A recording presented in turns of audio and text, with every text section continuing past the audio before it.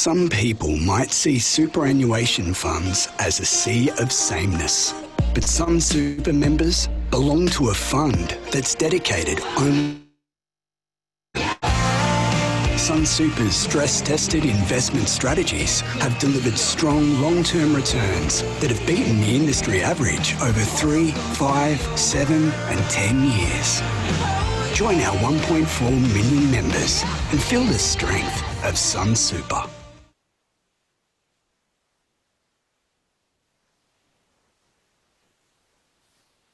Hi everyone, and welcome to what is our third Rural Press Club of Queensland online event.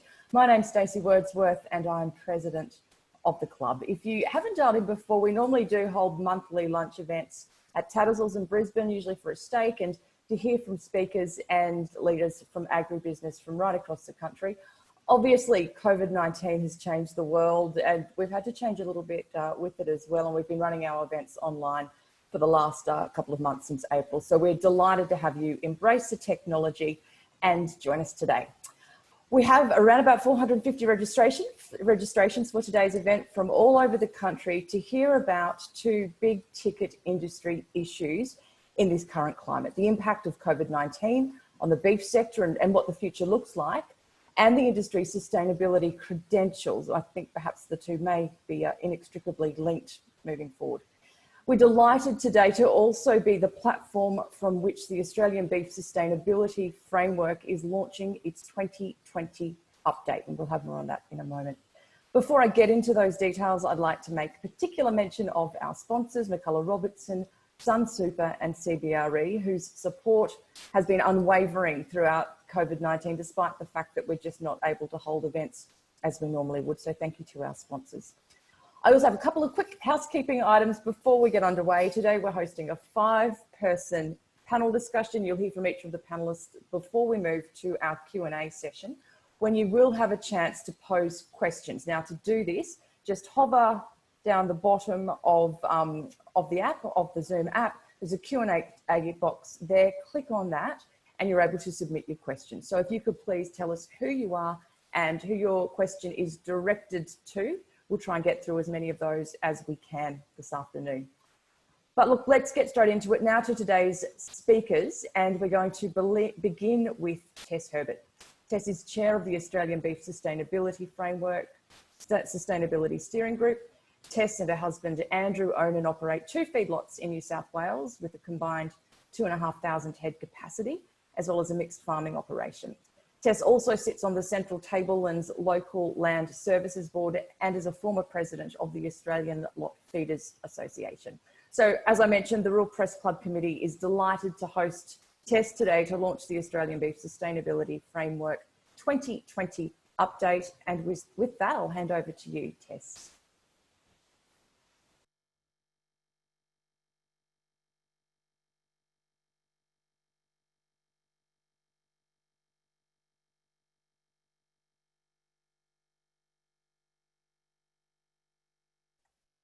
Apologies, I've now unmuted myself. Good afternoon, and thank you for joining us for this important discussion on our industry and the future we all hope to create for it. I'm Tess Herbert, the chair of the Australian Beef Sustainability Framework, and I'm honoured to be here on behalf of our steering group for this important panel discussion, and to also launch the 2020 Australian Beef Sustainability Annual Report. First, it's important to acknowledge how fortunate we are to be able to take the time to reflect and plan, while many in our industry around the world are in a very different position. Our structures and I believe our underlying care for the collective has enabled not only our industry, but the country we come through this in reasonable shape. While the economists, the modellers and other future gazers have their guess on what the future holds, we've been listening to and reading from multiple sources around the world that community trust, now more than ever, is essential for business and industry to survive and thrive. For example, a recent Goldman Sachs podcast revealed the results of a survey of 100,000 Americans. It found that for companies and industries, the issues most important to the community is how they treat their workers, their customers, the communities where they operate, and how the company not only protects but enhances the environment. Down the list, but still fundamental, is how wealth is created. The conclusion was that the current health crisis has had increased focus on ESG, or environmental social governance.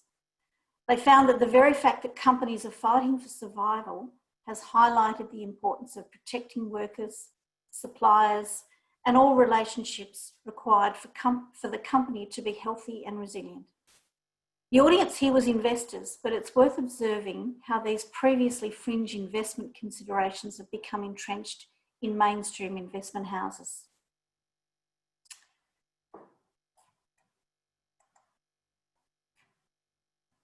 So the constant is definitely changing in 2020. I'm borrowing some insights from Rabobank's global lead on protein, Justin Sherrard. Justin and his team looked early in the global COVID lockdown at the immediate areas of uncertainty.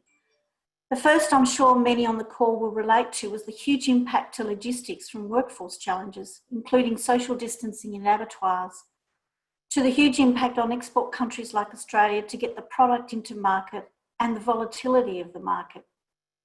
We'll hear from the panel about their first-hand experience in uncertainty in the supply chain, but here and in most markets, there was a rapid shutdown of the food service sector, which clearly had a big impact for high-value export countries like ours. While at the same time, we saw products like mince stripped from the shelves, and all of a sudden you could get export-grade 7+ Wagyu delivered to your door. Economically, like all industries, there's been a sharp and significant contraction, and we'll have to wait to see the impact once the payments and policies wind back over the next 6 months. The old adage that the only constant in life is change has never rung truer. Still borrowing from Rabobank, they see a number of issues that may become structural changes for the beef industry. Consumers are seeking out local suppliers, wanting to trust what they feel they can understand. Moving forward, more emphasis will be on automation in processing and a permanent shift in plant operations to ensure safe working conditions. There'll be more online and more digitisation, whether direct to consumers or right along the supply chain. And there'll be a bigger emphasis on human health and nutrition. All of these issues relate to trust. How do we as a beef industry build trust along the supply chain and with consumers? So what does all of this mean for sustainability? And what do we mean by sustainability in our industry?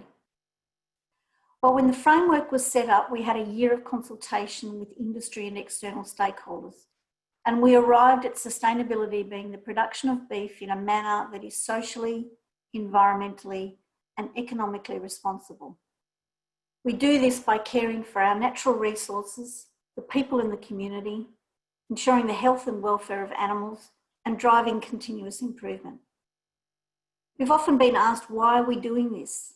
And I always return to the vision behind the framework to ensure a thriving Australian beef industry that strives to continuously improve the well-being of people, animals, and the environment. It really is all about trust and ensuring we continue to provide a quality product that is celebrated for its quality and ethical production. Why does sustainability matter? Most people in the industry understand why this is important, but to emphasise, it's about meeting consumer and community expectations. It's about examining and at times responding to requests to industry to explain our views on the environment and welfare in particular. And these topics are now entering trade negotiations. But customers aren't just investigating and asking. Many more are demanding evidence, requests that become embedded in supply. This is another form of market access and arguably driving the agenda more. For companies looking to access capital, it's becoming unusual not to be asked to demonstrate beyond the economic. They want to know the long-term approach to managing the land, to mitigating risks. And of course, this sustainability is about building trust with all stakeholders and ultimately consumers.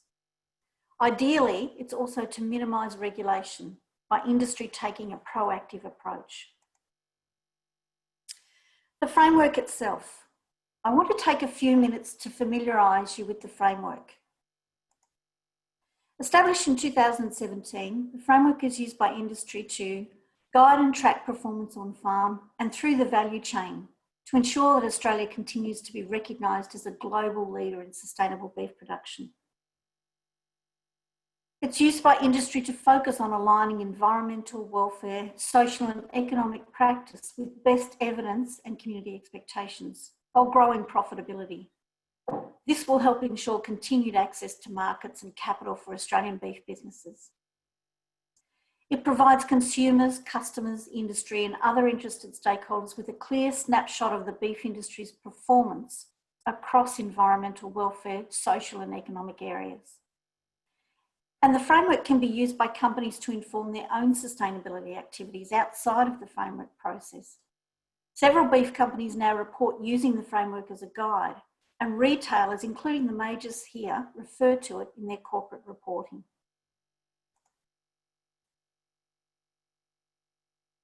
In overview, or in summary, the framework has 4 themes: animal welfare, economic resilience, environmental stewardship, and people in the community. Under each theme sit 10 topics with 23 priorities.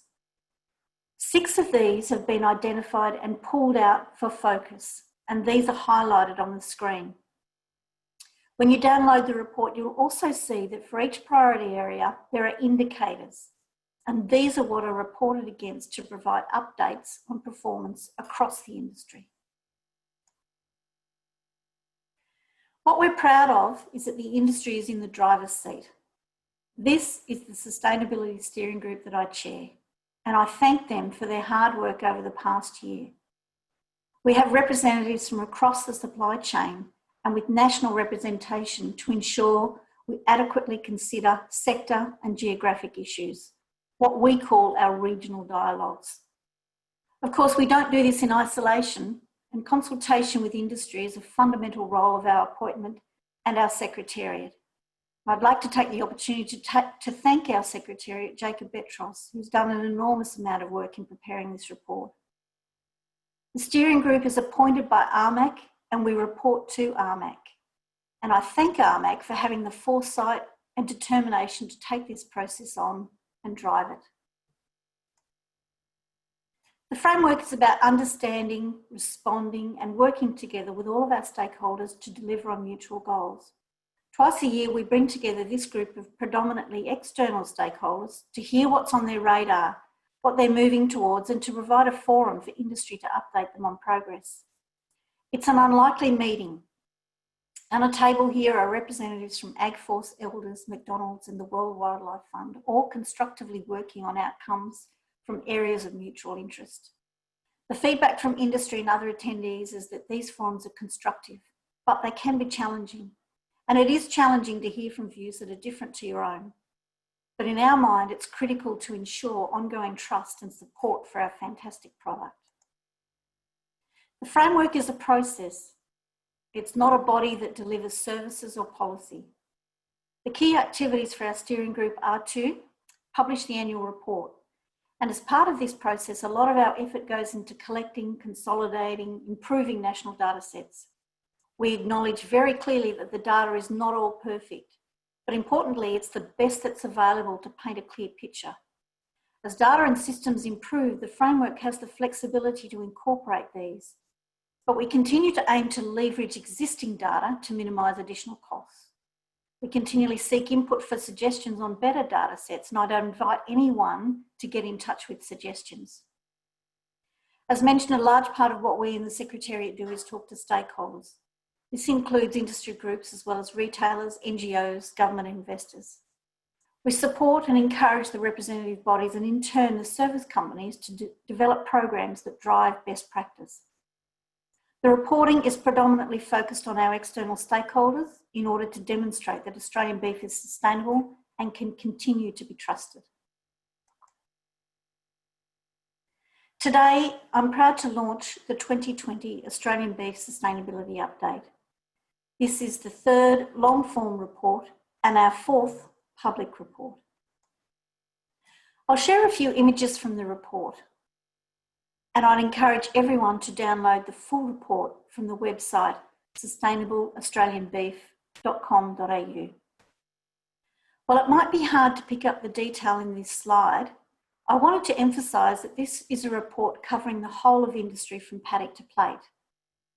For example, this Our Industry Snapshot provides an overview to our external stakeholders of not only each sector, but the value that each sector generates. As well as celebrating the key achievements within the framework, we also clearly acknowledge the challenges the industry faces. Last year, probably more than others, has been a difficult one. Devastating floods in the north, a harsh drought across much of Eastern Australia and destructive bushfires preceding the COVID-19 pandemic. These events have had an enormous impact on the livelihoods of many in our industry, and they've further presented a challenge for progressing the framework. While the speed of progress has been hindered, there's an opportunity to accelerate sustainability as we transition to the post-pandemic world. Highlights of what we're particularly proud of this year in the report include on-farm biosecurity plans increasing from 25% to 90%.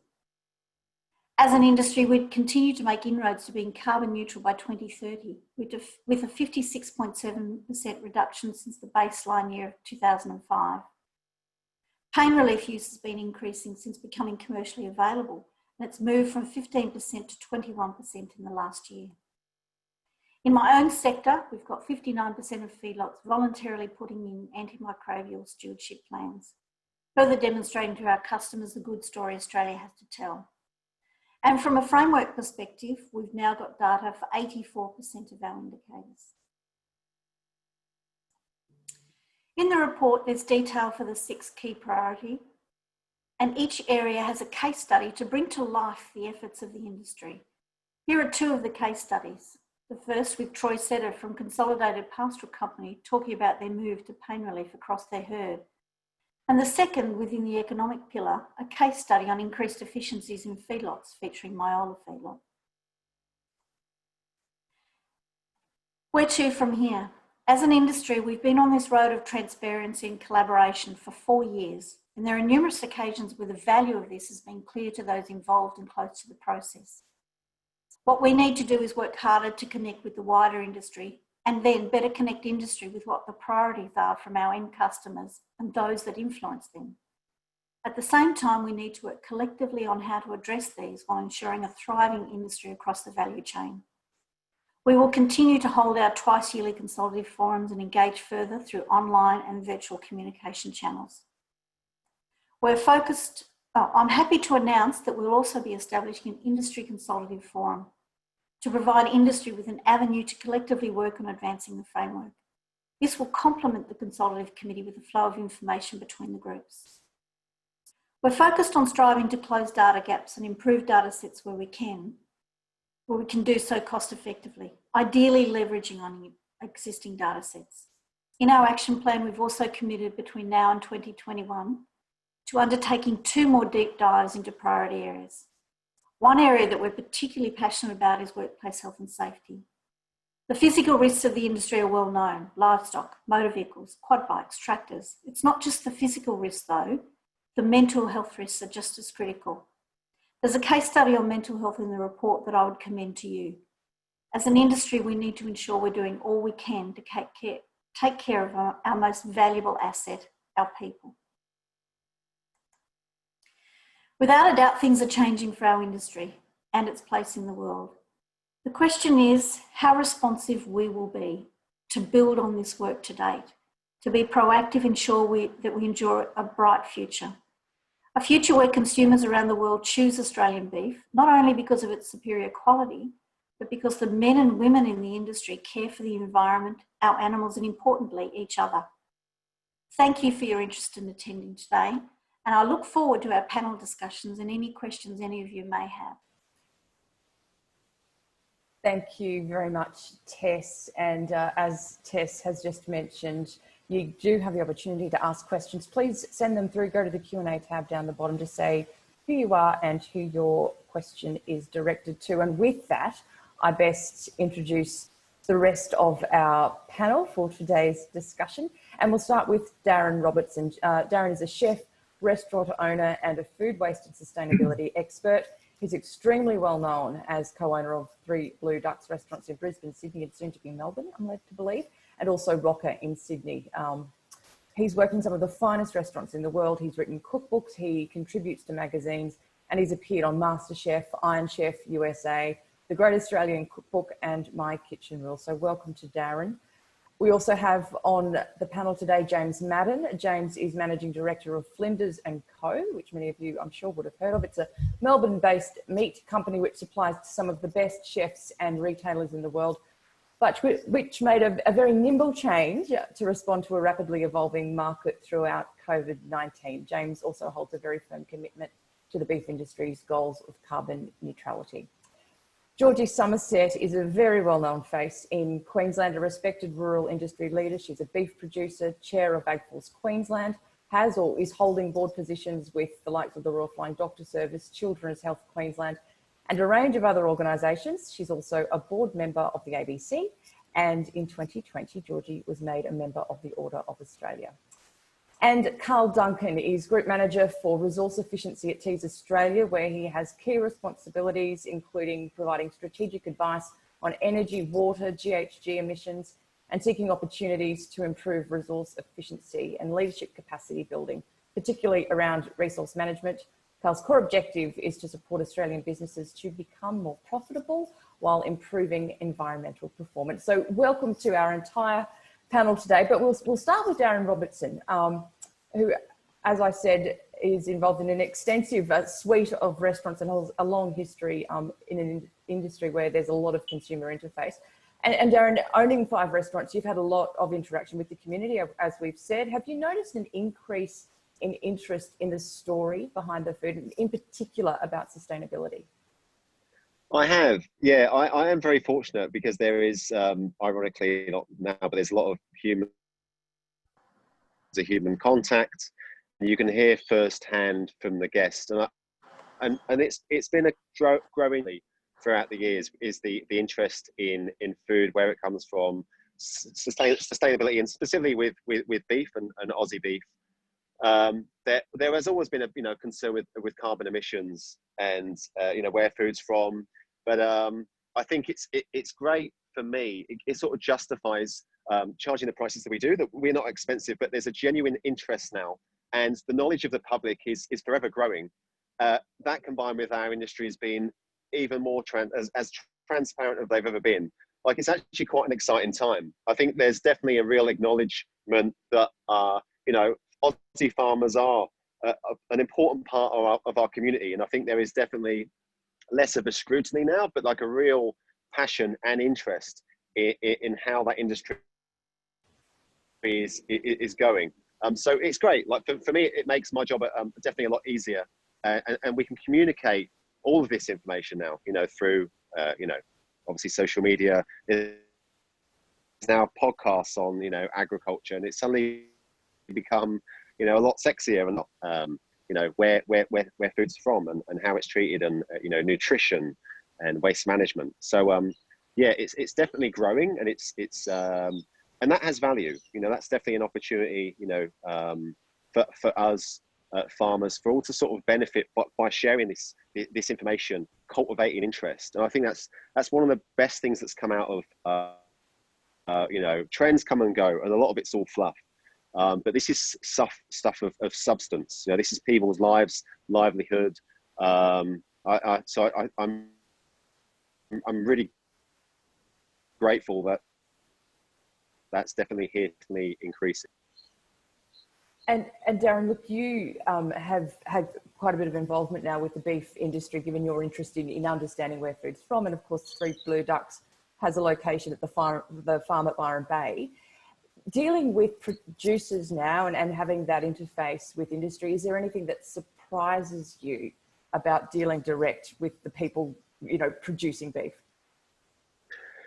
To be honest, I mean, not really, because they're really Aussie farmers are really kind of innovative, kind of forward-thinking bunch, and you've only got to go on your first sort of handful of farms, you realise how emotionally involved our farmers are with the animal welfare and waste management and water management, all this stuff. So, I mean, it is great to see the initiatives that are out there. I don't think, you know, even with say carbon emissions, you know, specifically, I think James is going to be great for this, but there's still lack of awareness our public on opportunities to like that these messages to the everyman, to the general public, because it's really important stuff, and like I say, it has huge value. So yeah, but I just yeah, I think, you know, being out there sort of toiling the land, it nourishes you as a human being, and you know, yes, I'm blown away by work ethic of Aussie farmers, but no, I just think I'm just always impressed and proud. I think like we do globally have we're very highly respected as you know, Australian food scene and our produce. Like it's great when I speak to chefs from, you know, Singapore, and they're just so proud that they can get their hands on Aussie beef, and I think it's, you know, it's a real sort of badge and honour and a seal of approval. I think that's great. So, and I think that's just it's just snowballing. Like the interest is obviously a real thing. Clearly, we've come through some really shocking times, and I think, you know, bushfires, droughts, COVID, the whole thing. So it's definitely you know, it's more important than ever before to pull together and improve the industry, improve restaurants, improve farms wherever we can. But definitely, it's really I'm sort of proud to be a part of that conversation and learn as much as I can to teach my cooks and guests who are slowly as sort of interested as I am. And you mentioned challenges, and COVID-19 being one of those, which is a good cue to go to James Madden, Managing Director of Flinders & Co. And James, pre-COVID, your business was predominantly food service and providing product to chefs and restaurants and retailers. What changed for you during COVID? Because I know there was quite a shift there. Yeah, we were quite exposed when COVID hit. So our business, we're based in Melbourne. We supply a lot of sort of premium meat brands to some of the higher end restaurants throughout the state. And we were probably 90%, 85 to 90% of our revenue was coming from food service. The other 10% was from some retail packaging that we were doing for Harris Farm, which is a boutique supermarket chain in New South Wales. And so, yeah, we saw our food service revenues fall off a cliff from the middle of March to the full lockdown. You know, the orders went from 100% to literally 0%. And there were a couple of weeks there where, probably 1 week when no one ordered anything, even if restaurants were trying to do takeaway, they had enough stock that they had maybe in their fridge or their freezer. So there was a week there where nothing happened, but then it was that same week when panic buying started. And so our retail orders went through the roof. And for 2 weeks, we thought, maybe this is sustainable. You know, maybe we'll be able to get through with our retail brand. If this panic buying continues, it certainly seems to have gone on for a long time with toilet paper. So I sort of thought, well, maybe we'll be lucky and we'll be able to get a heap of retails out. But then after a couple of weeks, that died off as well. So our revenues, you know, went from 100% in total. They sort of stabilised at maybe 25% of pre-COVID, and now they're maybe back up to 35, 40%. But we've certainly had to focus a lot more on our retail stream, which we were fortunate that we had all the machinery, all the packaging, all the products, everything set up ready to go. We just needed to onboard some more retail customers. But a lot of other food service businesses similar to ours, whether they're meat businesses, seafood, fresh produce, whatever it is, a lot of them pivoted towards going to a direct-to-consumer model. So opening an online storefront and selling or offering their products direct-to-consumer. Some of them even open up their factories for direct-to-consumer sales. And we looked at that, but it's a very hard model to make successful. There's a lot of difficulty, especially in that sort of last mile delivery to the consumer. So we sort of left that direct-to-consumer model for others to pursue, because it does take a lot of focus and resource to make right. And we've been focusing on our retail offering. Yeah, and you know, looping this back into a broader discussion about sustainability, because as I sort of said up front, this is all kind of linked. Your brand became really quite well known as one of the very first in industry to embrace the goal of carbon neutrality. Do you think that carbon neutral will be as important to business post-COVID? And do you still see that as a growth area, given that, you know, there's a bit of commentary around saying people don't have time to worry about these sorts of things now. This has brought things back to you know, baseline levels, and we don't have time to indulge in concerns about that. So how do you see that playing out? A couple of things. We went carbon neutral at the end of 2018, and I was quite excited when we launched it. I thought that the response from consumers was going to be quite significant, because, you know, I'd looked at all the research, from a global perspective, from a Australian perspective, and certainly all the research was saying to me that consumers, and most especially the younger consumer demographics, are demanding quite high benchmarks around sustainability, and seem to be willing to put their money where their mouth is. At least that's what the research data or the survey data was telling us. But the annoying thing about consumers is they're really bad observers of their own behaviour. And if you ask them a question on a survey, the answer that they give quite often can be unreliable. So what I've found is that a lot of the figures that, you know, we based our carbon neutral business decision on, like 66% of all consumers say that they're willing to pay more for a sustainable food product. For example, that's a statistic that came out of a report that we looked at. I think that a lot of those consumers maybe just said what they thought they were supposed to say, or said, you know, what their ideal self might say. But when they're actually in a supermarket or in a restaurant and there's the purchase decision that's in front of them, I think the actual number of people who care about things like carbon neutrality and sustainability is a lot less than the number that report on surveys that they're interested in it. I still think it's a fairly decent sized number of people who are interested in it. And I do think it's growing, but I just don't think it's as big as all of the research surveys seem to indicate when we started. But I do, you know, to give some insight, when COVID hit, I almost binned our whole carbon neutral program. I had to go on a pretty severe cost-cutting, you know, strategy, and I just thought carbon neutrality was going to be one of these nice-to-haves that consumers wouldn't really care too much about in a recessionary environment.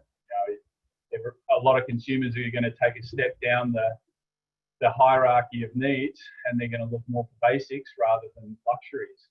And so we did look at it. I almost did cancel it. I didn't. I'm glad I didn't, because it, in hindsight, it is a core part of our brand differentiation. But I do think it's going to take a bit of a backseat. I think it's impossible to think that consumers aren't going to have less discretionary income during a recession, and it's going to mean that for some consumers that may have made a purchase decision that was influenced by sustainability, now they're going to be forced to look at other products which are more price sensitive. So I think there will be an impact, but long term, I think these trends are still here to stay. Yeah. Okay. We'll come back to that at the end, and you know why there's the impetus there to keep moving forward with this these initiatives. But if we go to Carl Duncan, we're working our way back down the supply chain here. So Carl Duncan, who's as I mentioned, Group Manager, Resource Efficiency and Sustainability at Tees, and Carl, one of the pillars of the framework that we heard Tess talk about before is that social pillar, including looking after our workforce and people being an important measure of a company's sustainability. Over COVID, we saw that sort of ugly situation unfold in the US for the processing sector. What has the Australian industry done to try and guard against that, to protect the workforce?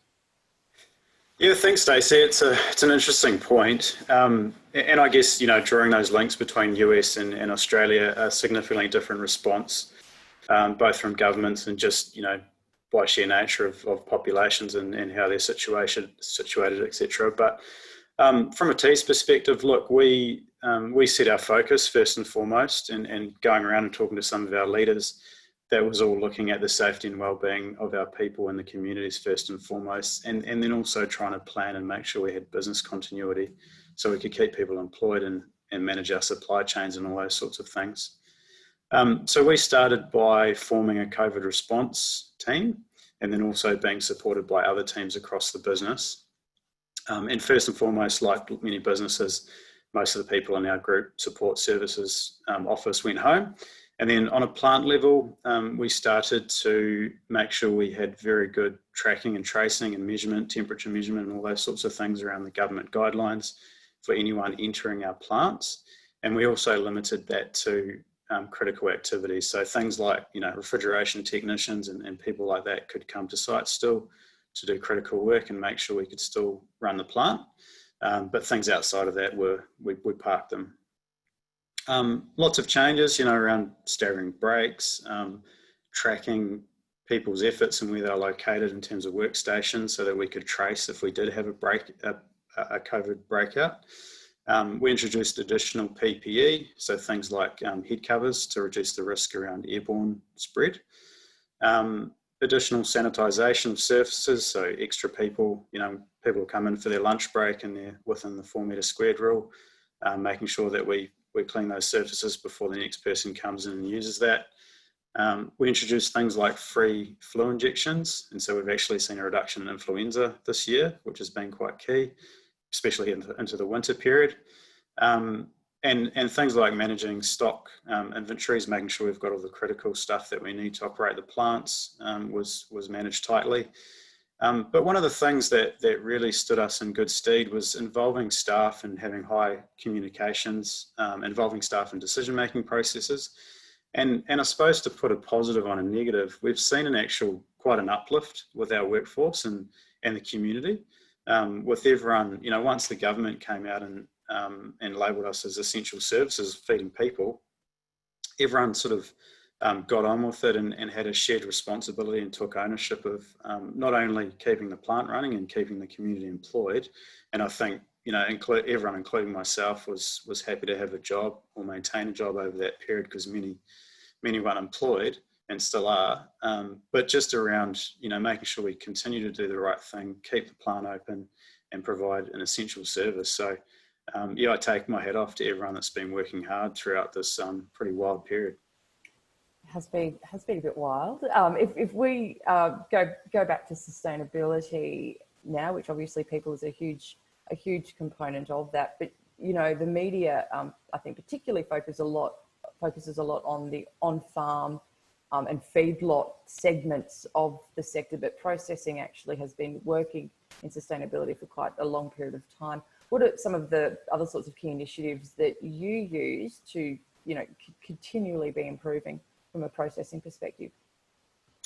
Look, there's been lots of innovation and progress, and certainly the numbers, and particularly the numbers coming through in the annual updates, reflect that quite strongly. So, lots to be proud of in the processing sector in terms of reducing, energy, water, greenhouse gas emissions over time. And I think we should acknowledge too, we're really lucky as a sector to have the likes of MLA and AMPC that do lots of good R&D activities and adoption activities to help inform things as we plan and go ahead. And, things like wastewater and biogas generation is a really good example of that in Australia, and some of the large investments that have been made. I know 5 out of our 6 plants, we run biogas facilities, and they process wastewater to release back to environment, but also lots of biogas to offset fossil fuels. And that's been a massive change across the industry. But for us, it's about a program. So we have a formalised program we call our Utility Reduction Program. We introduced that in 2013. And in 2018, we really ramped that up and signed off on some public commitments around water, carbon intensity, and being 30% renewable by 2023. So we stand behind those commitments. the first tranche of that work has really been focused on energy productivity. We've seen some good results with that. You know, if I looked at plants like our Rockhampton plant, for example, we've reduced electricity intensity by 25%. So literally every carton of meat coming out of that plant uses 25% less electricity. Anyone across energy management would know that that's a pretty significant feat. But then, you know, I guess in line with a lot of what's been talked about today and the sustainability imperative around increasing concerns of consumers that we've talked about, we're looking to go much bigger than that in addition to what we're doing.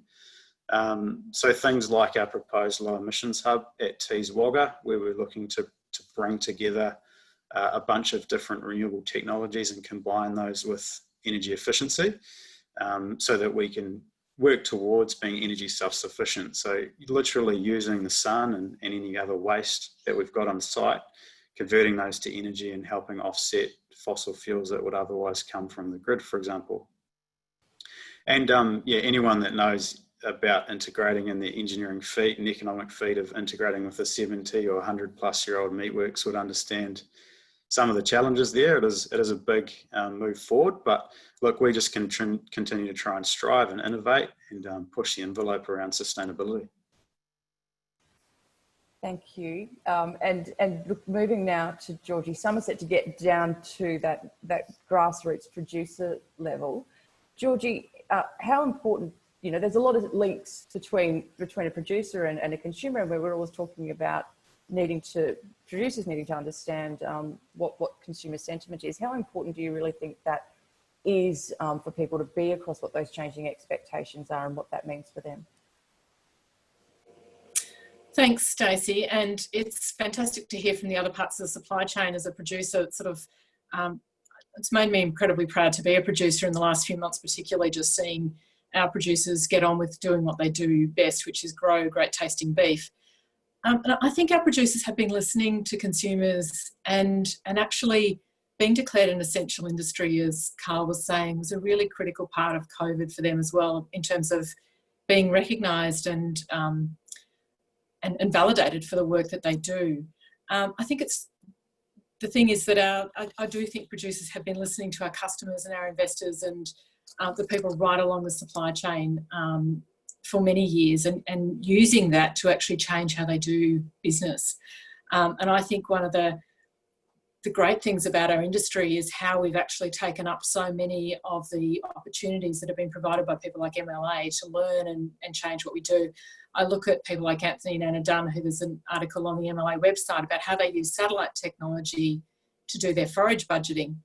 So the wisdom and the knowledge on the ground of looking at the grasses and looking at the cattle combined with the latest technology. And I think that's listening to customers who say, we want to know that you are actually doing what you say you do. So we want to see technology being used, but we actually want to know that we can trust you to care, and we can trust you to care for your people, for your cattle, for your environment. And those messages are really coming back down the supply chain. And I think this framework provides us with the opportunity to share that story. And I guess I want to see us sharing more of those good stories about how we can listen to what customer expectations are. And Darren talks about hearing about it all the time. And there's nothing quite like sitting and listening to what people say and their expectations of what you do, and then bringing that back to the farm and actually thinking about that from a production perspective. So I'm really keen to see how the framework can actually share more of those good stories as well in the future. And Georgie, talking about what happens at a farm level, there are some practicalities around all of this and achieving these outcomes. So what do you think needs to happen to enable producers to meet these expectations and to perform really well, you know, using those environmental parameters, but to still be able to uphold the economic pillar, which is so important to the broader sustainability of an industry as well? Yeah, absolutely. Because, I mean, we're not just dealing with COVID, we're also, for many people, they're still dealing with drought. They've come off the back of floods that other people have talked about. There's been bushfires across a lot of production zones over the summer. So they're dealing with a whole range of external factors and trying to marry that with having a sustainable business that's usually intergenerational, both from a family and a business perspective. And so I guess one of the big things for me is actually really engaging with producers around the framework and the conversation, and Tess referred to that earlier. I'm really looking forward to how the steering group can actually get more involved with our producers and really have that conversation and hear from them. So one of the things I'd like to see in the next 12 months is more producers actually getting involved in this conversation rather than thinking that it's happening to them, but actually being part of it and really engaging. And I think that Tess also mentioned about the metrics and looking at what are the sustainability data sets. And so looking at those and understanding what they are and becoming involved in them, because if producers aren't actually engaged with the data sets, the rigour of those and the transparency of them is more difficult. And so I think that, you know, producers and the steering group need to work together around those pieces. And probably one of the big things for me, and this was highlighted in MLA's plan the other day, is around the extension and the support piece. So how do we actually support producers to understand what's expected, but also to do it in a sustainable way from the people, the economy and the environmental perspective. Cattle are obviously at the heart of all of this conversation. Without our cattle, we can't have a beef industry. But we need people to manage those cattle. Carl talked about those and really look at extension and support. We can have all the research in the world, but if we don't actually work with people to adopt that research, if we don't take that technology and help people adopt it on farm, I question the value of the research. So for me, adoption and extension are a really key part of how we work with our producers in the future. Thanks, Georgie. And we've had some questions come through from people who are tuning in today, which is fantastic. And Bruce Wise has posed a question first up to Tess. And Tess, Bruce asks, are there considerations to have farmers and other supply chain actors adopting the framework able to verify it independently along the lines of other sustainability standard systems? So to clarify, first of all, our framework isn't a certification system. That doesn't mean that I don't see that there's value in one, but that's certainly not what we do. We're not ever going to audit anyone on farm in Australia. We do give two examples in our report of sustainability certification schemes that are either in the pipeline or very close to being rolled out. So again, I'd encourage people, producers in particular who are interested in certification for sustainability, to read the report and look at what opportunities are out there. It's not the role of the framework to do that, but there are systems that are very close to being rolled out to grassroots producers where that is possible. Yeah, and I'll go to James and Darren in a minute on that, but before I do, there's another question, Tess, that is in line with this, and it says, given what James earlier said about sustainability labelling, what does the panel think, or what do you think about the government's push for biodiversity certification labelling? You know, will it sell, will it compete with sustainability labelling? I think that's a great initiative. And I know that National Farmers Federation are championing that as well. And I've been involved in some of the early consultation for that biodiversity certification. I still don't know what that will look like at this stage.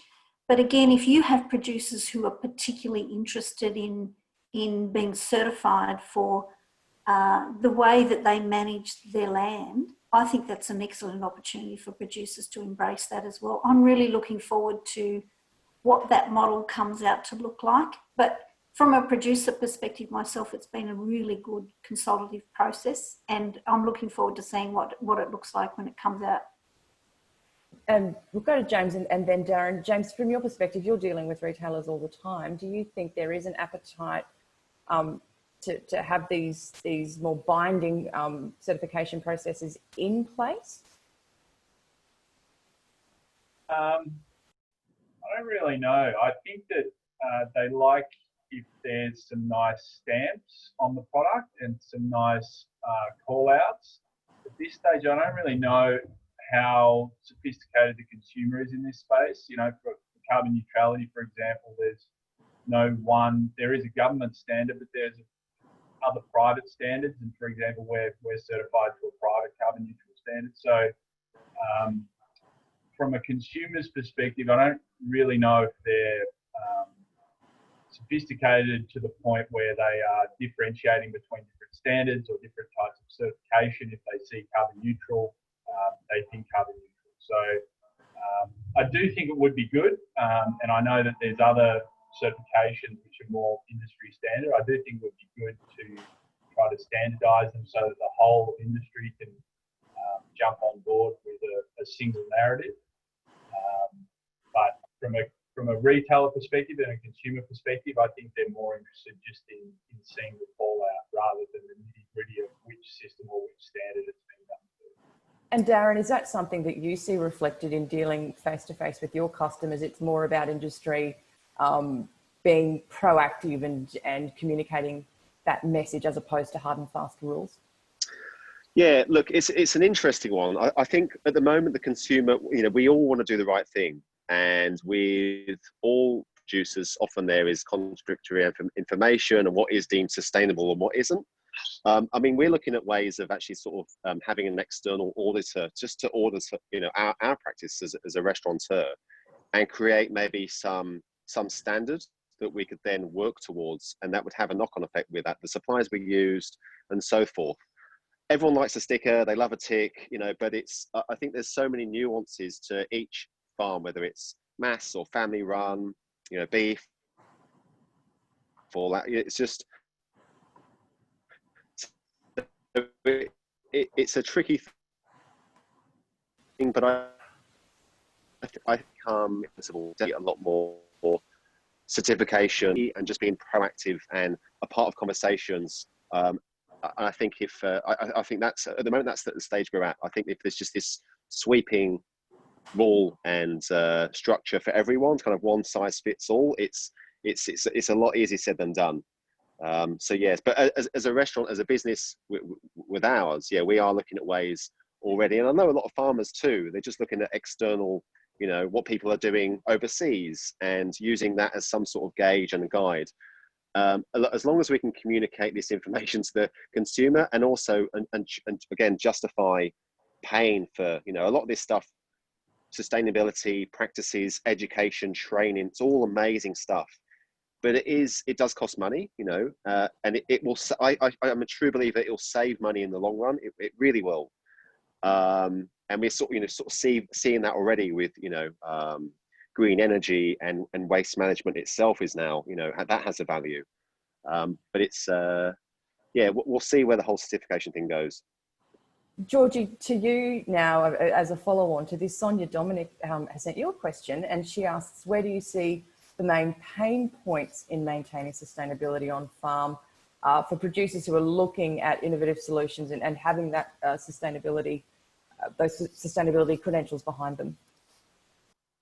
Well, I think, Darren's point that every part of this, if we start bringing certification, there's costs associated with that. I mean, one of the things we've been talking about a lot at AgForce and at NFF level is around natural capital, and part of that is about returning value to the producers for, the land, the air, and the water that they manage. And I think it's really important that we actually focus on producers at the centre of this. So, beef producers as an industry manage more land mass in Australia than any other industry. And we need to be making sure that we're actually ensuring that the producers are sustainable and that we're not imposing greater regulation, but we're actually enabling. And I think that's the pain point, that if it's just coming down, it's a top-down approach, it's going to become very difficult for it to be sustainable in a genuine fashion. But if we actually value producers and we work with producers, and we ensure that there is value returned to them, then I think that can underpin the work that Darren and James and Carl are doing, and as well as Tessa's industry, so that there's long-term producers that are intergenerational, that are sustainable. And I think that's a critical thing. So for me, it's about making sure that producers are actually at the centre of what we're doing, and that we're not simply listening to stakeholders and saying this is what we must do, but we actually need to work with producers and hold them in the conversation. Shan Goodwin from Farm Online. Hi, Shan. Thanks for joining us. Has a question for you, Tess.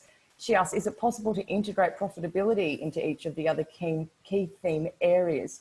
Why was it decided to make it a separate standalone theme?